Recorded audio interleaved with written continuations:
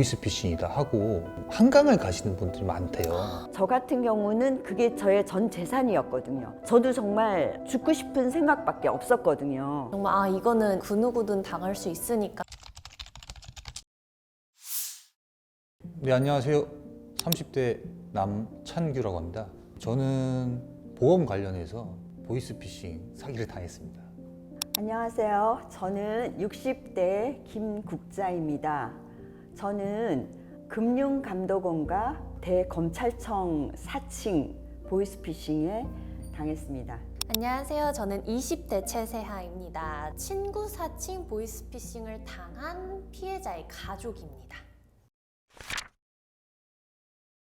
코로나가 터졌을 때 2021년 그 여름이었던 것 같아요. 8월 정도. 아침에 일어났는데 그 문자가 하나 왔는데 뭐 46만 9천 원 결제가 되었다는 뭐 그런 문자가 하나 왔어요. 그래서 어저께 내가 뭘 샀나? 근데 생각해보니까 제가 뭘 산 게 없거든요. 그런데 이제 공교롭게도 그 전날 우리 이제 올케가 화장품을 판매를 하는데 제가 구매를 했어요. 그러면서 이제 제가 카드 번호를 불러줬거든요. 그래서 저가 이제 순간적으로 우리 올케가 뭐 이거 화장품 뭐 대리점을 하더니 내 카드 계좌를 이용해서 화장품 물건을 샀나? 이제 순간적으로 그렇게 생각해서 올케한테 전화를 했는데 올케가 또 안 받는 거예요. 화장실에 있다 이러면서. 그래서 나오면 전화를 해달라 그랬는데 걔네들이 이제 잊어버리고 전화를 안 한 거예요. 그래서 거기 보니까 맨 위에 전화번호가 뜨더라고요. 그래서 뭐 전화 안 오면 내가 일로 전화를 해보면 되지. 그리고 전화를 했는데 저한테 결제가 뭐 46만이 아니라 뭐 그게 보니까 뭐 300 몇만 원이라고 결제가 됐다고 해요. 그래서 저 그런 거 결제한 적이 없다. 물건 산 적이 없다. 그랬더니 그쪽에서 저희가 경찰에 신고를 해드릴까요? 이러더라고. 그래서 네 그래 주세요. 이랬는데 신고를 했는지 안 했는지 연락이 없는 거예요. 그러니까 저는 또 답답하잖아. 또 전화를 했죠. 그랬더니 잠깐만 기다리세요. 그러면 그 금융감독원에서 연락이 갈 거라고 그러는 거예요. 그래서 조금 있다 보니까 금융감독에서 전화가 왔어요. 근데 어머니가 정말 어머니는 그럴 일이 없으셨지만 무슨 자금 세탁? 뭐 그런 쪽으로 제 대포 통장이 만들어졌대요. 물레동에서 통장이 만들어졌는데 그걸로 인해서 이게 자금 세탁으로 이게 유용이 됐는데 거기에 대한 피해자들이 저를 상대로 고소를 했다는 거예요. 그래서 제가 이제 가해자가 된 거죠. 그때 뭐 어떤 상황인지 정확히는 모르겠는데 하여튼 검찰청으로 넘어가서 뭐 제가 가해자가 됐으니까 자금 세탁 그 통장으로 사용이 됐기 때문에 저는 어쩔 수 없다고 저는 통장이 저는 하나밖에 없고 그거 없다고 막 그랬더니 아무튼 어머니 억울하시지만 지금 이런 상황이니까 검찰청으로 이제 무슨 부장 검사인지한테 전화를 해서 약속 기소 난 무슨 말인지도 몰랐는데 약속 기소를 해달라고 부탁을 하려는 거예요. 그래서 검찰청에서 누구누구 검사를 바꿔달라 그랬더니 거기서 받은 쪽에서 막 사이렌 소리가 들리면서 그 밑에 부하 직원인 것 같아요. 그래서 뭐 아무개 검사님 지금 뭐 김국자 씨라는 분이 전화를 했습니다. 어떡할까요? 이랬더니 바꿔! 그러더니 제가 금융감독원의 어느 분이 이렇게 이쪽으로 전화를 해서 그 약식 기소를 하게 해달라고 부탁을 하라 그랬다 그랬더니 갑자기 막 그 걔네들이 연기를 하는 거예요. 갑자기 야 너 김국자 이게 지금 어떤 상황인 줄 알아? 이게 보안 상황인데 네가 어떻게 알았어? 직원한테 야 빨리 여기 김국자 위치 추적해 그리고 출동시켜 막 이러고 그래서 네가 어떻게 알았냐 그래서 어떡하면 좋으냐고 저는 모른다고 막 그랬더니 끊어 그러더니 그래서 저는 또 급하니까 이제 금융감독원에서 또 전화가 왔어요. 그래서 아니 전화했더니 무슨 검사라는 사람이 막 욕을 하고 반말을 하고 막 이러느냐 나는 무서워 죽겠다 막 어떻게 해야 되냐 그랬더니 그러니까 자기네가 도와줄 테니까 제가 하라는 대로 하라는 거예요. 무조건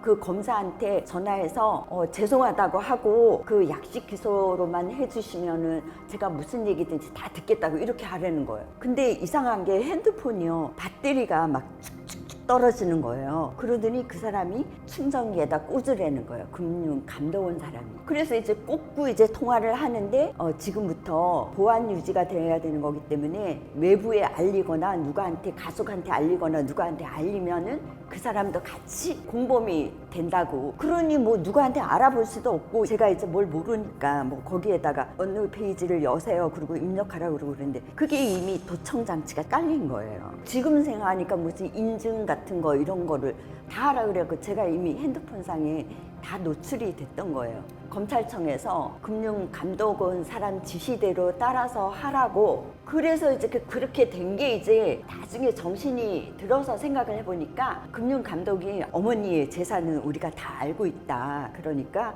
지금 새마을금고에 이제 그 얘기도 제가 했나 봐요. 새마을금고에 6,300만 원 있는 거 그때가 아침 10시였는데 이걸 뭐 6시까지 검찰청으로 다 가지고 들어가야 된대요. 제가 이제 적금을 들었던 은행에서도 큰돈 찾아가면은 당일에 지급을 안 한대요. 그래서 뭐 2시간이니까 지나서 이제 와야 된다 그러고 수표로 발행을 하고 그 다음날 찾아야 되고. 그랬더니 이제 은행에 가서는 통화를 하지 말래요. 하지 말고 카톡으로만 하라 그러더라고요. 그래서 카톡으로 이런 사정을 얘기를 했더니 그러면은 이제 무조건 수표를 받아가지고 오라고 하더라고. 그래서 수표를 받아가지고 왔더니 다시 이제 그때부터는 통화를 하기 시작하는데 이 돈을 가지고 오는 길거리에 있는 은행마다 들어가서 이 수표를 1,000만 원씩 현금으로 바꾸려는 거예요. 근데 그걸 어떻게 해요? 제가 못하잖아요. 그렇게 시간을 보내고 있는 중에 달러로 바꾸라고 그러는 거예요, 이 사람들이. 그래서 이제 그 은행에다가 거짓말을 제가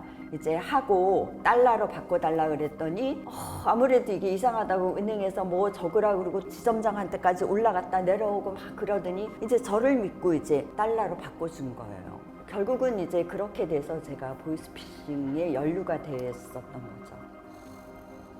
2018년도에 제가 이제 한창 대학원 쪽으로 공부를 하고 있었던 시기였는데 보험 쪽에서 전화가 왔었어요. 이러이러한 그런 어떤 뭐 자동차나 뭐 건강 합산해서 보험이 있는데 원래는 1년에 한 100만 원 정도면은 들을 수 있대요. 특별히 뭐 할인을 해서 뭐 70에 해주겠다 그러더라고요. 돈이 그 정도는 없었거든요. 그래서 저는 그때 당시에 30만 원 정도 있었어요. 소액이지만 입금을 하라고 그러더라고요.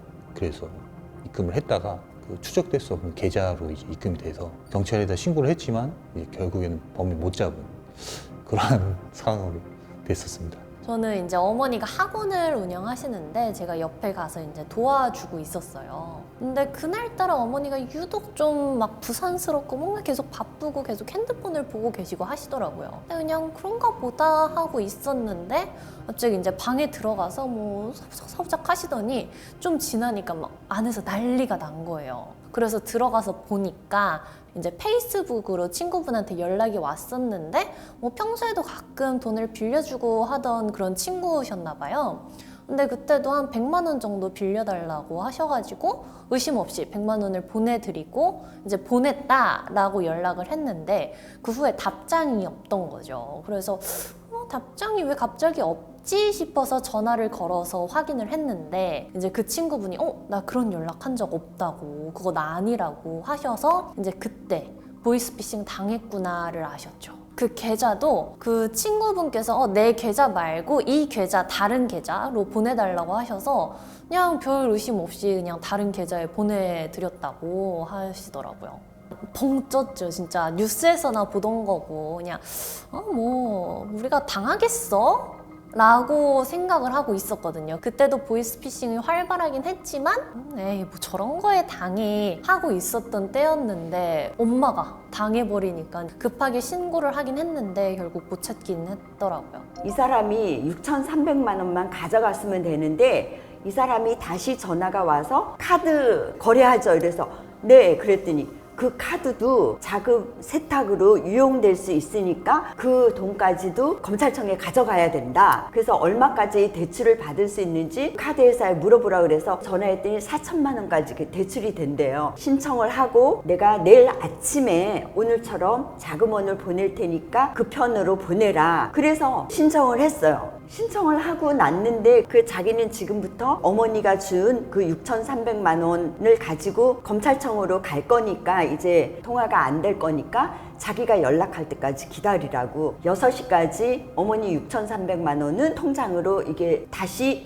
원위치로 되어 있을 거다. 그렇게 말씀을 하시고 통화가 안 된다 그랬는데 갑자기 대출을 해놓고 그때부터 뭔가가 내 머릿속이 막 이상해지기 시작하는 거예요. 뭔가 느낌이. 그래서 가만있어 봐. 이게 아닌데 카드에 있는 돈도 아니고 대출을 해서까지 그 돈이 자금 세탁으로 쓰일까? 그래서 그때부터 막 두근두근 심장이 막 뛰기 시작해갖고 주위 사람들한테 연락을 하면 같이 걸려들 거니까 그러면 아무한테도 연락을 못하니까 그러면 전화기로 뭐 이용을 할 수 없으면 내가 몸으로 경찰서를 내가 가면 되는 거 아니야? 이러고 경찰서로 막 뛰어가면서 제가 일단 현대카드에서 이거를 중지를 시켜달라 그랬어요. 내가 다시 신청을 하면 되니까 일단 중지를 해야겠다 그러고 경찰서 문을 딱 열고 금융감독원님 이 번호가 맞냐고 경찰서 문 열고 그걸 물었더니 경찰서 아저씨가 저기 앉았다가 아줌마 보이스피싱이네 이러는 거예요. 그래서 이제 그때부터 이제 난리가 난 거죠. 이제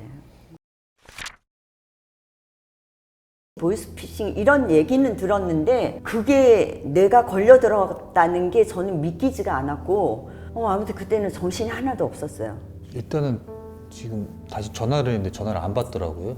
그리고 계속 했는데도 안 받아가지고 경찰서에도 또 얘기를 했더니 보이스피싱이라고 얘기를 전달 들어서 눈, 코, 있고 코 비는 게 이런 거구나 싶기도 하고 뭐가 홀린 듯 해서 제가 이제 좀 당했다고 생각하니까 이게 저는 당할 줄 몰랐었는데 아무래도 사회적인 경험도 없다 보니까 이렇게 해서 당하는구나 느껴서 굉장히 좀 당황스러웠고요. 좀 화도 많이 났죠. 지금도 얘기를 전혀 안 했고요. 부모님이 좀 걱정하시고 좀 그런 게 좀 제가 싫어가지고 이거 같은 경우에는 조금 얘기하기가 염려되더라고요. 제가 괜히 얘기를 해서 문제가 커질 것 같기도 하고 그래서 그때 당시에 그래서 얘기를 안 했던 것 같습니다. 지인분들한테는 좀 얘기했어요. 형들이랑 그다음에 친한 동생한테 얘기를 했더니 자기도 그런 비슷한 경험을 했었다. 사기는 안 당했지만 그런 얘기를 해주더라고요. 딸하고 사이가 같이 있었나 봐요. 그래서 딸한테 전화를 해서 나 보이스피싱으로 6,300만 원 날렸다 했었더니 그러니까 딸도 엄마한테 뭐라고 할 수가 없었다고 하더라고요. 엄마 이제